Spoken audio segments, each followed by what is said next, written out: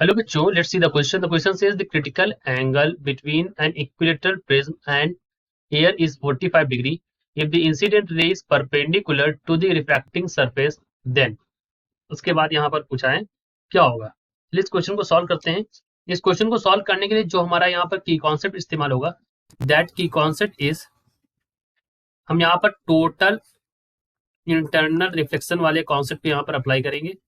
Total internal reflection, और इसके लिए जो सबसे इंपॉर्टेंट कंडीशन वो ये है कि angle of incidence should be greater than critical angle. Angle of incidence किससे ज्यादा होना चाहिए? क्रिटिकल एंगल से ज्यादा होना चाहिए। ठीक है, आईसी जो है यहाँ पर क्रिटिकल एंगल है। ठीक, तो ये इंपॉर्टेंट कंडीशन होती है यहाँ पर। और तो यहाँ पर देखो क्या होगा कि यहाँ पर अगर आप देखें तो एक प्रिज्म है, इक्विलेटरल प्रिज्म है, तो मैं इसको ड्रॉ कर देता हूँ। तो ये मान लीजिए आपका एक इक्विलेटरल प्रिज्म है। जो अब यहाँ पर इक्विलेटरल प्रिज्म में ये रे ऑफ लाइट जो है ये यहाँ पर इस तरह से परपेंडिकुलर इस पर गिर रही है।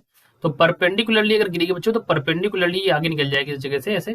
ठीक है, और थोड़ा सा इसको और प्रॉपर अगर हम डालते तो ये बीच में बिल्कुल सेंटर में आती है, देखने में अच्छी लगती। और उसके बाद फिर हम इस तरह से इसको ड्रॉ कर देते हैं। अभी देखिए यहाँ पर ये 90 पर ऐसे गिरी, ये वाला एंगल जो है इक्विलेटरल प्रिज्म है तो ये हमारा 60 डिग्री हो गया, ये 90 हो गया, ये हमारा क्या होगा? This angle is also 90। तो अभी मैं इसको नाम दे देता हूँ ए बी सी, और ये हमने दे दिया इसको डी, और ये हो गया हमारा ई। ठीक, थोड़ा सा समझिए इसमें, इस यहाँ पर क्या होने वाला है अब कि देखिए यहाँ पर एंगल अगर ये वाला देखिए ये 90 ही है, 60 है, तो 9 और ये टोटल कितना होता है? 180 होता है, तो ये वाला एंगल कितना हो जाएगा? 30 हो जाएगा।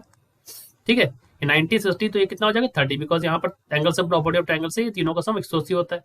तो ये बात समझ में आ गई। अच्छा, अब अगर ये 30 है और ये परपेंडिकुलर है तो ये कितना हो जाएगा? ये 60 हो जाएगा।